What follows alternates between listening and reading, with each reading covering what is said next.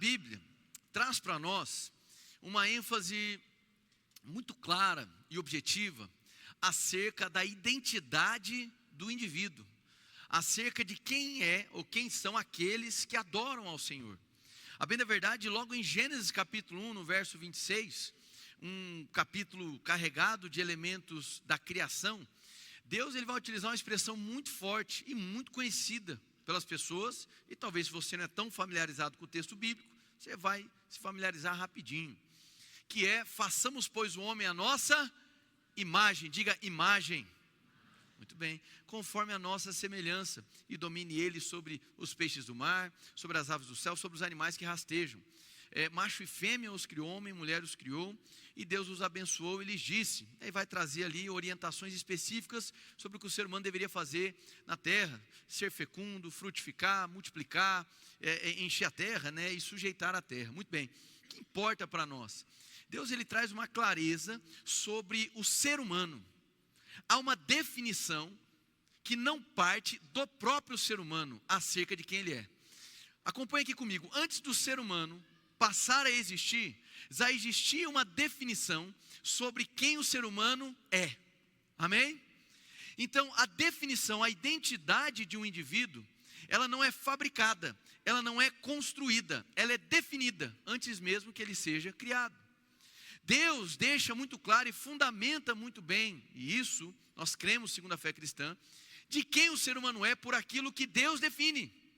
E isso parece uma obviedade, mas é importantíssimo a gente estabelecer isso enquanto pilar da nossa consciência, enquanto pilar acerca da nossa identidade. Porque muito do que a gente vive no período pós-moderno, no período que nós estamos inseridos, está muito vinculado a um mergulho interno, para que por meio das minhas emoções e sentimentos, e por meio do que eu quero, eu começo a formar uma concepção acerca de mim mesmo. E isso se tornou habitual. Nós vivemos em uma geração carregada de subjetivismo, ou seja, uma certa repulsa a questões que são definidas por outros que não a si mesmo.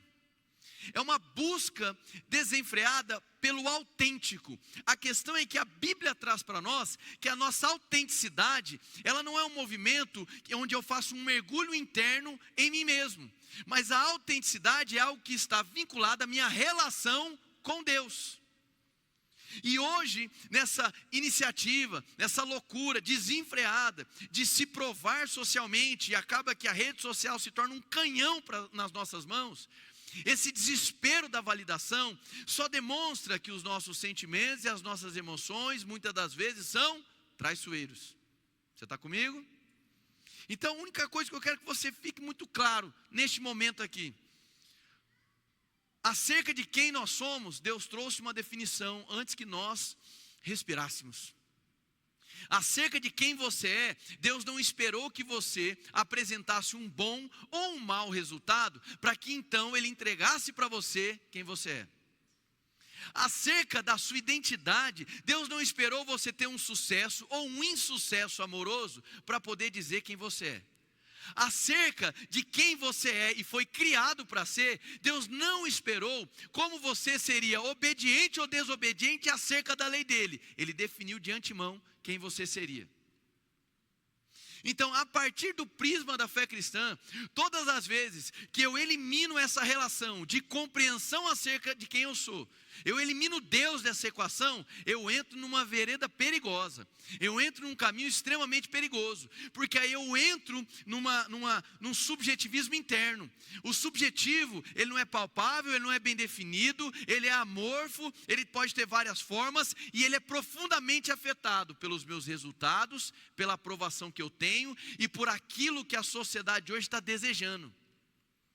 Basicamente, a palavra deixa muito claro sobre quem nós somos, mas os ventos modernos empurraram a natureza do ser humano para outro campo. Deixa eu trazer uma questão social bem simples. Talvez você não seja tão familiarizado com história, mas essa, com certeza, vai se lembrar de um grande homem de Deus, chamado Martin Luther King, certo? Inclusive, semana que vem, estarei na cidade de Martin Luther King, visitando o memorial de Martin Luther King. Amém, irmãos? Aleluia. Isso aí, para ficar feliz. Aleluia.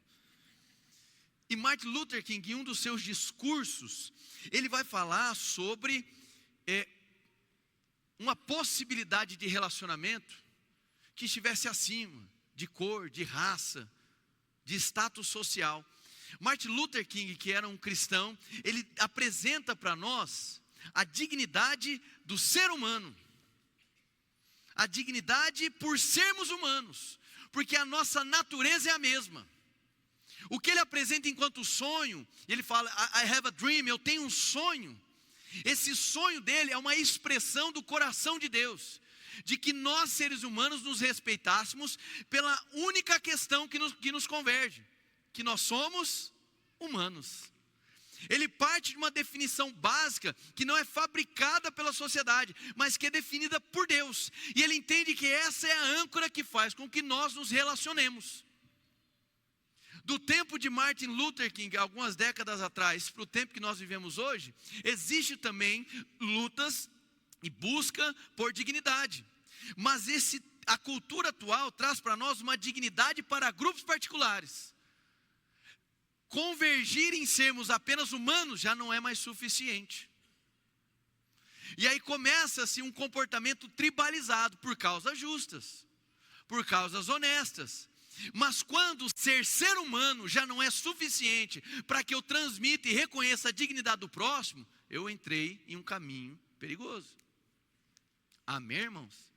Se o status social, se a aparência do outro, se a cor, raça, etnia, a língua do outro for diferente de mim, e eu não compreender que a humanidade basta, o ser humano basta, para que nós possamos desfrutar de dignidade mútua, nós estamos num caminho perigoso. Amém? E hoje tratar a natureza humana como ponto de convergência para que tenhamos relações dignas é quase uma insanidade, é quase uma loucura, é algo praticamente inconcebível. Então, na cultura atual, as pessoas tratam bem umas às outras ou com dignidade porque pertencem ao mesmo grupo, não porque são seres humanos. Em que momento que ser humano já não basta mais?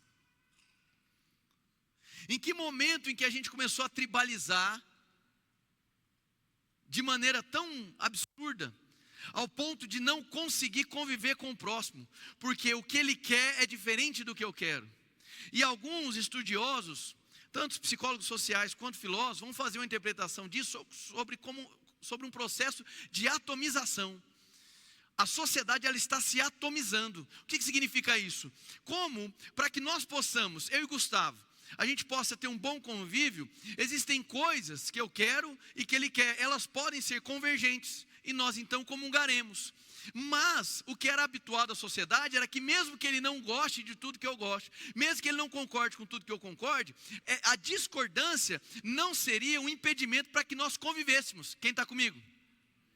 Então, como se dá o processo de atomização social? Olha, eu só quero se for do meu jeito, eu só quero se for no meu gosto, eu só quero se for da maneira que me satisfaz. E isso se torna impossível, começa a haver uma dessincronia nas relações, porque você não vai encontrar outro indivíduo que vai gostar exatamente das mesmas coisas, que vai querer ter a mesma agenda que você.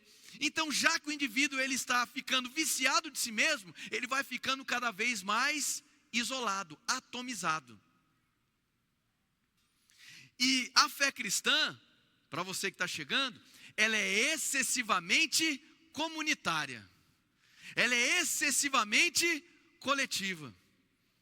Igreja não é um local onde reúne muitas pessoas como esse auditório, onde cada um busca suas particularidades. Não é esse o processo. A igreja é um local de partilha, a igreja é um local de comunhão, a igreja é um local onde nós nos descobrimos no meio das relações. E quando eu me privo dessa exposição de contato, toque, diálogo, eu estou privando o próprio Cristo de florescer através de mim. Então, enquanto cristãos, não é possível a gente aceitar, conceber um processo que vai induzir o indivíduo à solidão, que vai atomizá-lo socialmente, que vai fazer com que ele fique completamente desincronizado. E o indivíduo desincronizado socialmente, ou seja, fora de compasso, fora de harmonia, porque ele não consegue convergir em relações que todos vão concordar com o que ele querem, com a agenda dele, esse indivíduo ele começa a se sentir completamente isolado, ele começa a se sentir estranho para esse mundo. E aí ele já não consegue ver mais o propósito existencial dele em diálogo com o ser humano. E ele vai nichando, ele vai tribalizando. Ele já não consegue mais assimilar dignidade pelo simples fato de que nós somos seres humanos. Ele se perde em si mesmo. Ele se perde nos seus próprios desejos, ele se perde nas suas próprias emoções. E ele passa a ter uma dificuldade de se autodefinir. Ele já não sabe mais quem ele é, porque ele está isolado. Mas pastor, nós não temos particularidades? Com toda certeza nós temos. Nós temos especificidades. Você é um ser inédito, não tem ninguém igual a você, amém? Mas o que a Bíblia traz para nós é que nós somos transformados de glória em glória, à imagem dele, e é no processo de seguir a Jesus que as particularidades e especificidades da nossa vida vão aparecendo. Amém, irmãos? Então, se a gente pudesse agora, olhando de um ponto de vista geracional, olhar para uma geração anterior, a gente vai perceber que a percepção de si estava muito vinculada com as relações exteriores. Hoje existe um processo de romantização profissional. Hoje, e não é apenas a geração Z, pós-1994, os nascidos pós-1994, mas isso afeta toda uma geração. Existe um processo de romantização das profissões e do chamado. Não basta o que bastava para a geração anterior, que era: eu trabalho porque eu tenho responsabilidades familiares, eu tenho contas a pagar, eu tenho alguns desejos e alvos na vida e por isso eu trabalho. Mas você gosta do trabalho? Não gosto, mas eu não tenho essa necessidade de gostar para me comprometer, para me honrar os compromissos e dar resultado. Amém? Para o tempo presente, as pessoas querem trabalhar e serem apaixonadas pelo trabalho. Elas querem desfrutar de um prazer intenso a cada compromisso selado, a cada hora do seu dia. E é paradoxal, porque ao mesmo tempo que elas querem extrair prazer, uma satisfação absurda acerca do que elas fazem, elas também estão se atomizando, porque elas só querem fazer aquilo que elas querem fazer. Amém, irmãos? E aí você vê um baixo limiar de frustração. Um dia o emprego não vai bem, eu já não quero mais. Na outra semana deu tudo bem, essa é a paixão da minha vida. E isso é projetado também nas relações. Então o que eu estou querendo dizer, irmãos, é que ter o que nós desejamos como o líder das nossas decisões é algo extremamente perigoso. Por quê? Porque o que nós queremos é instável. O que nós desejamos é instável. O que nos satisfaz, a par de Deus, é instável. A tua esposa é instável. O teu marido é instável. Os teus filhos são instáveis. Os seus recursos financeiros são instáveis. O seu sucesso midiático é instável. Por isso que todos fracassam em ser ídolos nas nossas vidas. Amém, irmãos? O único que é capaz de corresponder à vocação de ser Deus é o nosso Deus. Ele é estável. Se há algo de provocativo na mensagem de hoje, é para que você passe ou retorne a enxergar a si mesmo segundo a identidade que Deus te entregou. E não a partir do que você simplesmente deseja ou a partir de para onde as suas emoções estão te direcionando. Amém, irmãos? No próximo domingo nós teremos eleições, não é isso? Ou seja, a maioria da população vai estar frustrada. Concorda comigo, irmãos? A despeito da candidatura de cargo executivo, para vereância, você tem quantos vereadores candidatos? 500. E são quantas vagas? 28, não é isso? 29. Ou seja, a maioria vai estar se sentindo fragilizada. E é justamente nesses momentos de fracasso que você percebe que uma identidade fabricada a partir do resultado não serve para nada. É justamente nos momentos em que tudo dá errado, especialmente quando você empenha força, que você se questiona se valeu a pena compreender a si mesmo a partir do sucesso ou do fracasso. Então domingo que vem vai ser uma noite maravilhosa, de reflexão. Amém, irmãos? Graças a Deus. Então, numa geração passada, o self, a compreensão de si, a cultura acerca de si, era um propósito extraído a partir das relações exteriores, com os outros. É o período das guerras, de se comprometer pela nação, que aconteceu no século XX. A honra de entregar a sua vida em favor da sua família. Mas agora a gente vive um outro tempo, o tempo do new self, do novo self, onde agora as coisas estão focadas nas obrigações internas, onde o alvo agora é encontrar e procurar felicidade e significado do interior. O ser humano agora ele se descola dessa relação de fora, porque agora ele quer se resolver por dentro. E ele faz isso de maneiras absurdas e bizarras, em ciclos viciosos e completamente insustentáveis. Esse é o tempo que nós vivemos. Há um autor que eu gosto muito, um coreano chamado Byung-Chul Han. Tem muitos livros publicados dele em português. E ele vai dizer da seguinte maneira: a compulsão da autenticidade torna tudo subjetivo, intensificando assim as tendências narcisistas.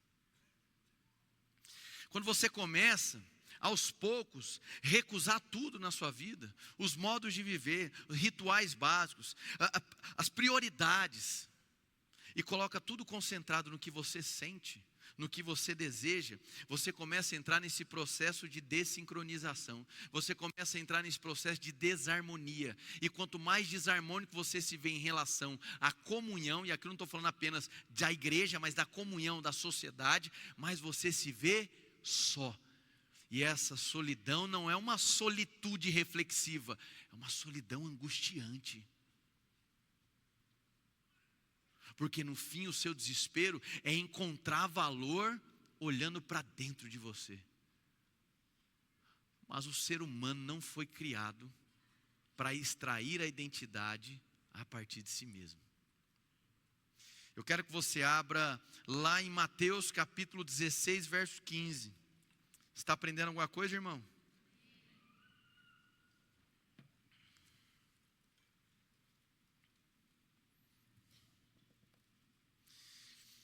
Mateus capítulo 16, verso 15, vai dizer assim, joga no 13, para a gente ler o contexto. Quando Jesus chegou à região de Cesaré de Filipe, perguntou aos seus discípulos: quem o povo diz que é o Filho do Homem? 14. Eles responderam: alguns dizem que é João Batista, outros Elias, ainda outros Jeremias, ou um dos profetas. 15. E vocês, quem dizem que eu sou? Perguntou. 16. Simão Pedro respondeu: tu és o Cristo, o Filho do Deus vivo. 17. Jesus respondeu: bem-aventurado é você, Simão, filho de Jonas, porque isso não foi revelado a você por carne ou sangue, mas por meu Pai que está nos céus. 18. E eu digo que você é, repete comigo, você é. Olha a pessoa que está do seu lado e diga para ela: você é. Muito bem. Você é Pedro, e sobre esta pedra edificarei a minha igreja, e as portas do Hades não poderão vencê-la. Vamos examinar um pouquinho o que está acontecendo aqui. Olha só, Jesus está num bate-papo, ele encontra os seus discípulos, faz uma pergunta: olha, quem estão dizendo aí que eu sou? E aí eles trazem respostas sobre como a sociedade estava interpretando Jesus. E muito do que eles estavam falando era que Jesus era um profeta. Repete comigo: profeta. Convenhamos, reconhecer que alguém é um profeta é uma resposta bíblica, sim ou não? É, mas não era suficiente. Então Pedro agora ele apresenta uma revelação. Ele tem uma compreensão de Cristo, que o próprio Cristo diz que não foi autofabricada por Pedro, mas que foi concedida. Ele recebe de Deus uma revelação de quem é Jesus. E a partir desse reconhecimento de quem é Jesus, Jesus traz uma fala muito forte. Ele diz: você é.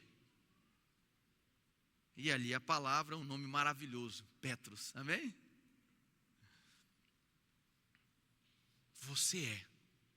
Então, o caminho para que Pedro viesse ter noção, consciência, segurança de quem ele é, não partiu do sentimento de Pedro, não partiu do resultado de Pedro, não partiu do fracasso de Pedro, não partiu do desejo de Pedro, não partiu das emoções de Pedro, partiu de Cristo. O descobrimento da nossa identidade não é um processo interior.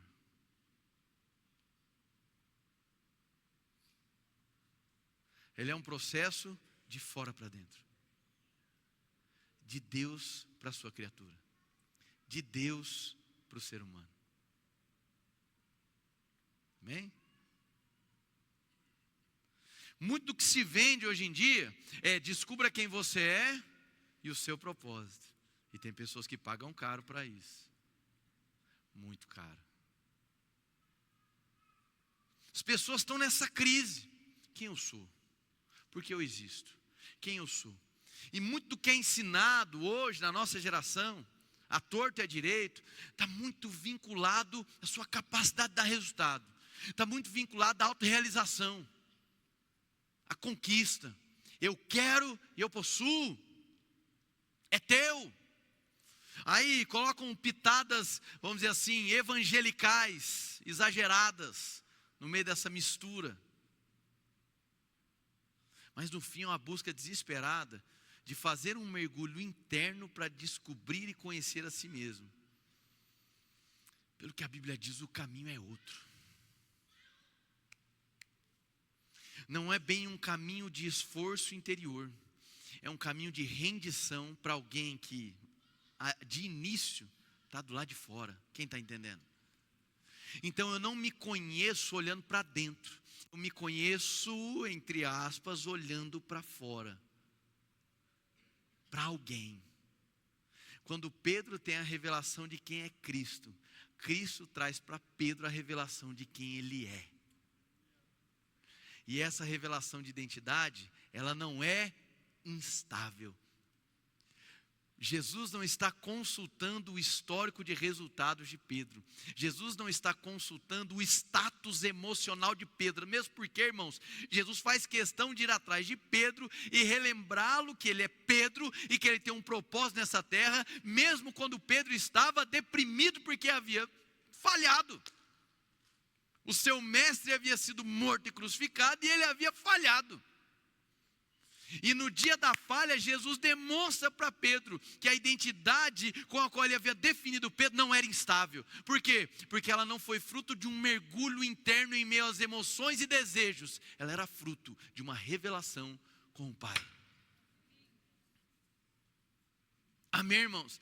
Então talvez eu digo isso, em nome de Jesus, não entenda isso como desrespeito no que tange aos seus investimentos e aos seus movimentos em vidas, mas talvez você se empenhou tanto e gastou já tanto dinheiro para descobrir quem você é e para descobrir o seu propósito, enquanto que Deus está dizendo assim: ei, não é um esforço para dentro, é um esforço para fora de quem se rende, é um esforço de quem simplesmente reconhece que partindo de si mesmo vai sair nada, porque as emoções são enganosas, o coração do homem é enganoso, os sentimentos são enganosos, os resultados são passageiros, os ídolos são instáveis, mas eu, Senhor, eu tenho para você, para revelar quem você é, porque eu mesmo te criei.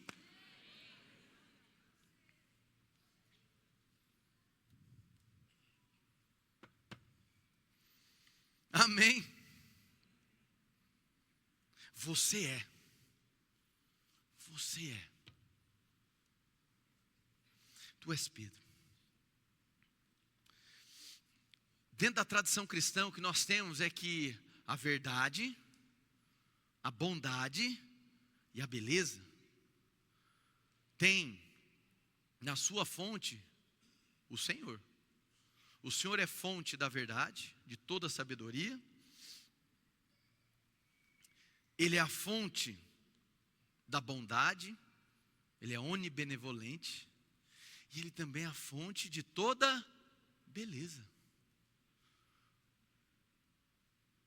A classificação do que é belo e do que não é, hoje foi transferida para aprovação e desaprovação mediante redes sociais. Concordam comigo ou não? Hoje é assim. Aceitação. Hoje aquilo que se compreende enquanto certo e errado do ponto de vista moral foi deixado de lado.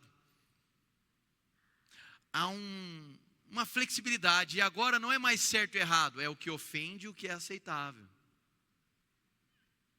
Mas o que baliza a sociedade pós-moderna não deve nos balizar. Hoje, o tempo que nós vivemos, a verdade, a bondade e a beleza são compreendidas não partindo do Senhor, mas são compreendidas agora a partir do homem. E é por isso que nós vivemos num tempo onde busca-se a soberania do que eu quero, do que eu sei e do que eu serei. E seguir essa trilha é um caminho que não vai durar muito tempo, vai te fadigar. É um caminho enganoso. É um pensamento oposto às Escrituras. O que o ser humano é, irmãos, resulta da natureza criada, na qual Deus criou. O pensamento moderno vai dizer o contrário, que o ser humano, ele não resulta de uma natureza, ele não é um ser, mas ele se torna algo a partir das suas escolhas. É a ação quem define o ser. Então a liberdade da escolha se torna mais importante do que a natureza de ser. Isso é um problema grave. E é por isso que para o nosso tempo, olha só que interessante. Se você pegasse, fica tranquilo que eu não vou polemizar e nem entrar em assuntos mais polêmicos. A gente só vai, vamos dizer assim, tangenciar, amém? Se você pegasse há 100 anos atrás, 100 anos, fui longe, né? E uma pessoa chegasse no médico e dissesse assim, olha, é o seguinte, eu estou preso a esse corpo. Eu, na verdade, não sou o que esse corpo está demonstrando ser. A leitura desse médico seria assim, veja bem, então você tem um problema na sua alma. Estou utilizando linguagem de 100 anos, tá? Você tem um problema na maneira como você está interpretando a si mesmo. Então, o problema não está no seu corpo, está na maneira como você está lendo isso. E no tempo presente as coisas se inverteram. Eu não me vejo nesse corpo, porque eu quero outra coisa. E aí há toda uma sujeição, inclusive científica, para que você agora se aceite a partir do que você quer. Isso, além de perigoso, é insustentável. Então há uma mudança de paradigma. E é o tempo que nós estamos vivendo, e como igreja a gente precisa ler esse tempo, precisa compreender esse tempo. E entender que não em matéria de estou no corpo certo ou no corpo errado, mas em outras vinculações da nossa vida, é muitas das vezes assim que nós nos sentimos. Quando o que é belo para você é cunhado a partir de expressões de redes sociais, você entra numa zona perigosa. Existe um belo que é conhecido em Deus, e não é o belo pagodeiro, amém, irmãos? Existe aquilo que é belo e que foi esquadrinhado pelo Senhor. Existe uma beleza que nasce a partir do Criador que criou todas as coisas belas. E se eu não me disponho a conhecer o conceito de beleza do Senhor, eu fatalmente ficarei susceptível àquilo que os outros qualificam enquanto beleza, ou aquilo que as minhas emoções estabelecem de maneira subjetiva e carregada de emotivismo do que é belo. Isso é um problema grave. Porque entramos em um ciclo vicioso, onde nós estamos buscando um tipo de validação, por vezes da aparência estética, e que está fundamentado em nada. Porque nunca haverá satisfação. Seja a nível de mercado, de consumo, de aprovação, de fama, de rede social, de curtidas e descurtidas, de compartilhamentos, aprovações e desaprovações. Isso é insustentável. Você não se mantém. Você constantemente vai estar buscando um tipo de conforto para si mesmo, a partir de algo que você não tem como referência. A provocação de hoje é que nós passemos a compreender o que é belo para o Senhor, o que é beleza para o Senhor, o que é equilíbrio para o Senhor, o que é estável para o Senhor. Afinal de contas, foi Ele quem nos criou.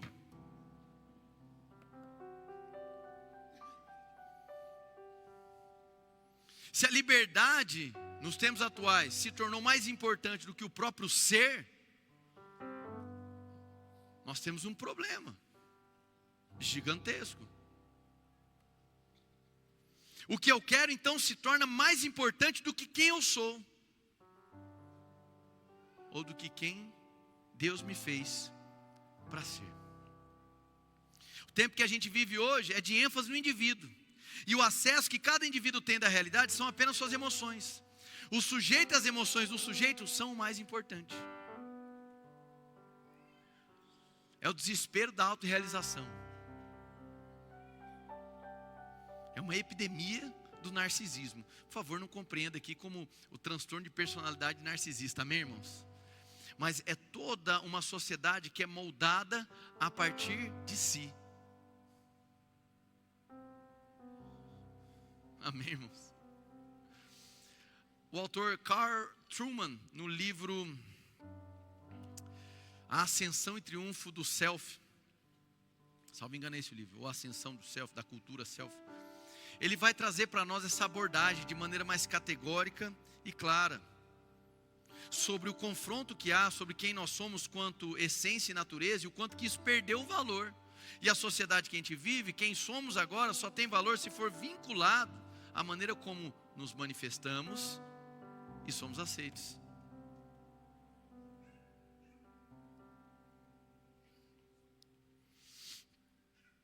A visão cristã é distinta.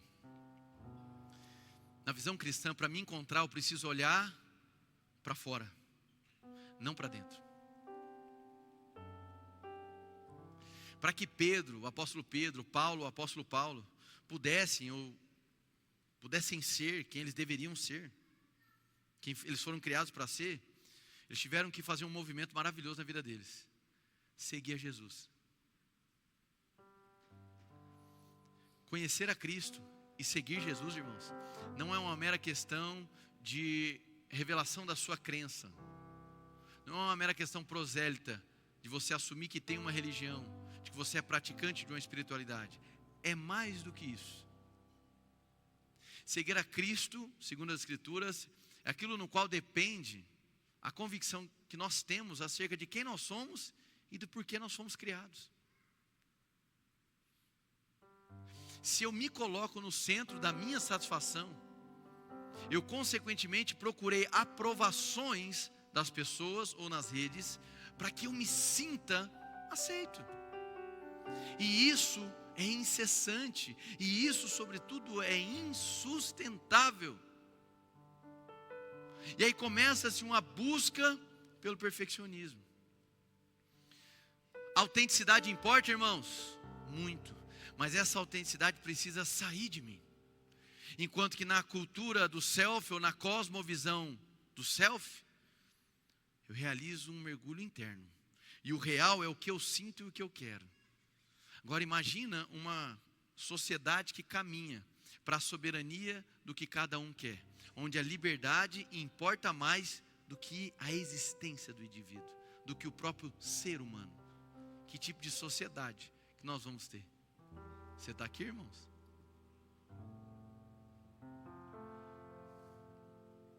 Então essa é a estrutura moral, filosófica e psicossocial do tempo que a gente vive.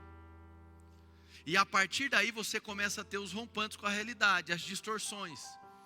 Vamos parar para pensar. Hoje em dia parece que a sociedade ela é fatiada em dois grandes grupos. É ou não é? Um grupo que tem sintoma de ansiedade e o outro que já tem o diagnóstico de que é ansioso. É ou não é? Não é assim? Mas às vezes também parece que a sociedade é fatiada em dois grupos. Um que tem déficit de atenção e o outro que tem o transtorno de déficit de atenção diagnosticado. Não dá essa sensação? Que parece que esses diagnósticos explodiram. Quem percebeu isso?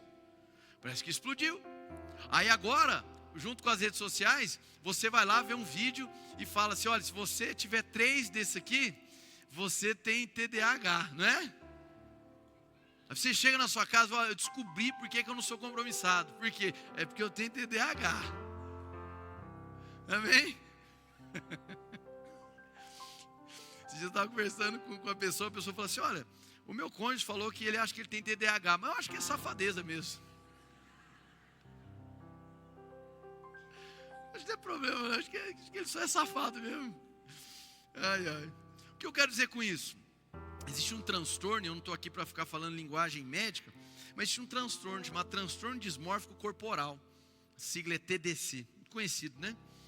E nesse transtorno, ele envolve um desejo de mudança excessiva. Isso faz com que a pessoa ela fique viciada em reparar-se a si mesmo. Isso era a base de síndromes como anorexia e bulimia, tentando encontrar uma imagem de si que a pessoa então se sentisse segura, confiante, confortável. São síndromes terríveis, irmãos. Minha formação é médica, trabalhei na área de saúde mental e, assim, com muita compaixão, abordava pacientes que lutavam contra anorexia e bulimia. Não é algo fácil. Amém, gente? Só que hoje que a gente vive, para alguns articulistas e do campo da ciência, eles entendem como uma epidemia estética, onde o que antes era visto apenas esses transtornos dismórficos, ou seja, a pessoa se vê de maneira distorcida do que é realmente a realidade, e ela fica desesperada por detalhes que são imperceptíveis, mas ela está buscando uma perfeição que é completamente subjetiva. Ela está sendo guiada por aquilo que ela sente, ela deseja, e isso é completamente insustentável. Acredito que está claro até aqui na mensagem, amém? Só que aí você tem um avanço tecnológico, por meio de procedimentos estéticos e cirurgias plásticas, e pelo amor de Deus, nós temos cirurgiões aqui na nossa igreja, esteticistas na nossa igreja, amém, irmãos? Que eles prosperem, aleluia! Para não parecer que é uma mensagem contrária, né? A não ser que você seja dono do tigrinho, aí eu quero que você venha à falência. Amém, irmãos? Para deixar claro.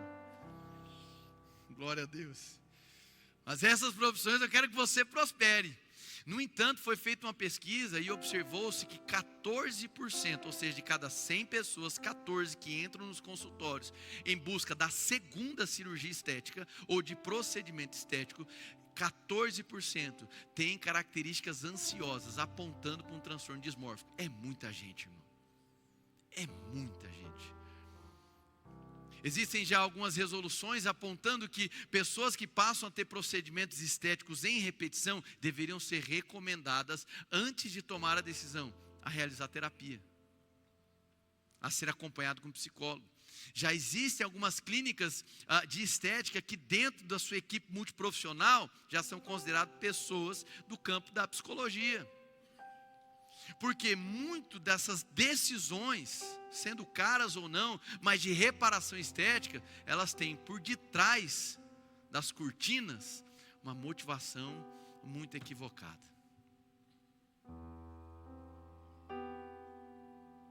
Amém, irmãos?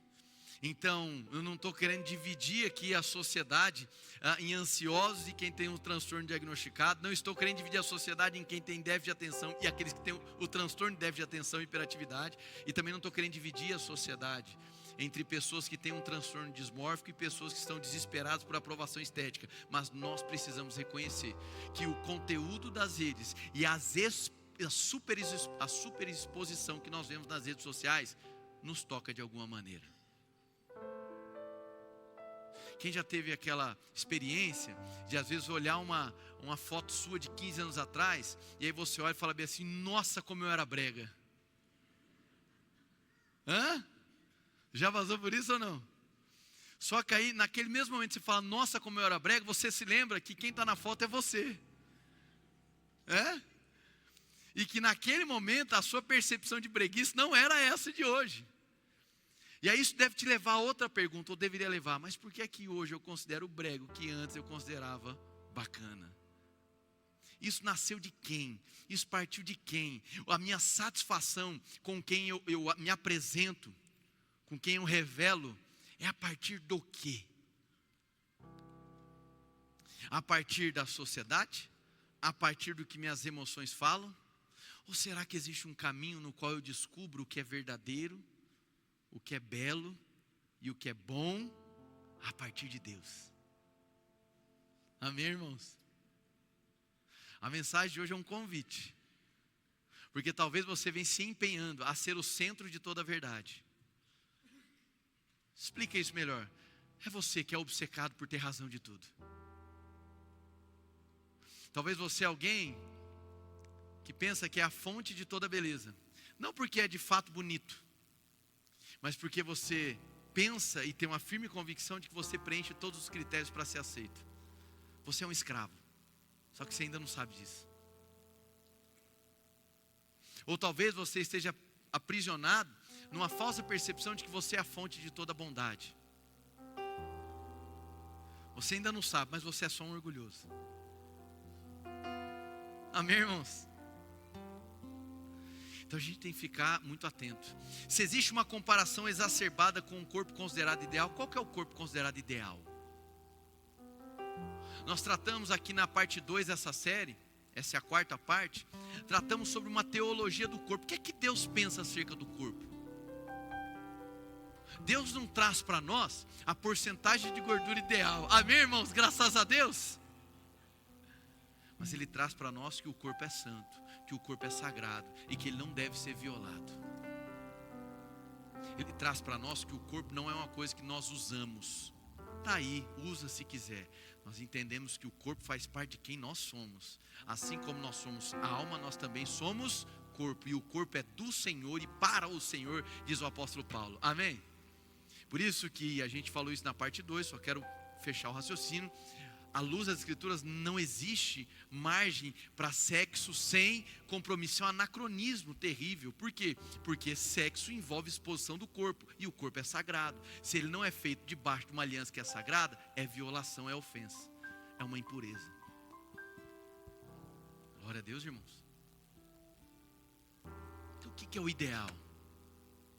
O ideal é observar aquilo que o único ser que é estável, que é verdadeiramente belo, que é verdadeiramente verdadeiro, foi para ser redundante, e bom, tem para nos apresentar.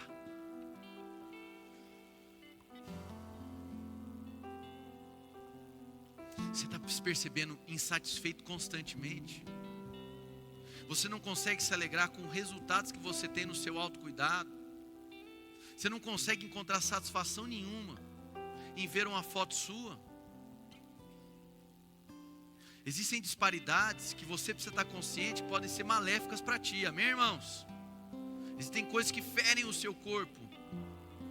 Existem tipos de alimentos, tipos de outras coisas, hábitos que arrebentam o nosso equilíbrio. A gente precisa estar atento a essas coisas. Eu não estou falando sobre isso, estou falando sobre uma insatisfação constante, exclusivamente vinculada a um padrão estético que nem você sabe de onde surgiu, mas que você busca desesperadamente atingi-lo, e isso te angustia se você não acessa. Só que quando você acessa aquilo que você imaginou, você percebe que é vazio, você percebe que não se mantém, e aí surge um novo alvo, um novo padrão. Aí daqui a pouco você olha para 3 anos atrás e diz assim: nossa, como é que eu conseguia conviver desse jeito? Como é que eu conseguia ser tão brega desse jeito? E aí eu quero lhe convidar a uma reflexão. Quando você enxergar uma foto dessa, que você apenas olha para a breguice, pare e analisa se você estava desfrutando da breguice sozinho ou com alguém. Amém, irmãos?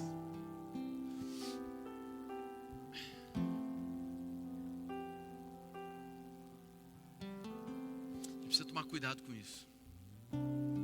Tem muitas pessoas que estão sofrendo verdadeiramente por não atingir um padrão estético. Tem pessoas que deprimem violentamente porque não suportam ver a si mesmo. Tem pessoas que elas estão tão obcecadas em relação a uma estética ideal, e isso é tão subjetivo e tão carregado de emoções, que ela está viciada numa percepção de si mesma. no fim também é um falso ídolo. Amém, irmãos? Eu fecho a mensagem agora dizendo algo muito simples. A nossa sociedade, ela migrou de uma vida privada sem registros para uma vida de exposição, entre vitrines e filtros, na busca desesperada por aceitação. Mas quando, se é que um dia é possível, você se ver aceito nesse padrão construído a partir do nada, você vai perceber que isso não lhe preenche em absoluto. Em nome de Jesus, que nós possamos nos arrepender diante do Senhor e não atrapalhar mais o Senhor nesse processo que é dele, de revelar para nós quem nós somos. Você não é a estética aceitável do tempo presente. Você não é o resultado que você tem. E você também não é o fracasso que você cometeu. Você não é um acerto, mas você também não é um erro. Amém, irmãos? Em Cristo há esperança. Em Cristo acontece um processo de revelação de quem Ele é e de quem nós somos. E nesse processo, seguindo a Jesus, descobrimos também por que é que nós existimos.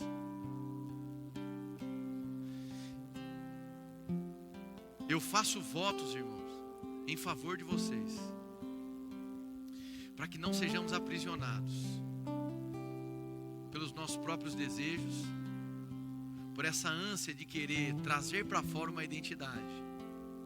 Eu faço votos para que haja humildade e rendição, reverência, para que nós humildemente possamos reconhecer que nós não somos capazes de fabricar uma identidade estável para as nossas vidas, que nós dependemos do Senhor para compreender quem nós somos e por que é que nós existimos. E se você está aqui nessa noite e você se vê dessa maneira, completamente instável, sem compreender quem é, por que é que você está neste planeta, por que é que a tua concepção foi permitida, eu quero te dizer para largar um pouco todo esse empenho e essa força, nesse mergulho interior, e quero te convidar para entrar num processo de rendição, para receber de fora para dentro aquilo que o Senhor tem para as nossas vidas. E se você é alguém que já passou por esse dia de entregar a sua vida nas mãos do Senhor, eu quero também te provocar nessa noite, porque nós somos viciados, como diria Calvino e Timothy Keller, o nosso coração é uma fábrica de ídolos. Eu quero lhe convidar também essa noite para voltar aos pés do Senhor e para se certificar de que não houve um escape, e de que por algum motivo, ainda que você reconheça que Ele é Senhor, ainda que você reconheça que Ele é o verdadeiro belo e bom que nós precisamos, você se viciou em uma ideia religiosa, porque isso também nos vicia. Em linguagem comum, que nós possamos ser bregas para o mundo, desde que nós assumamos a veste de beleza que Deus tem para nós. Quem foi abençoado, dá uma glória a Deus bem forte aí.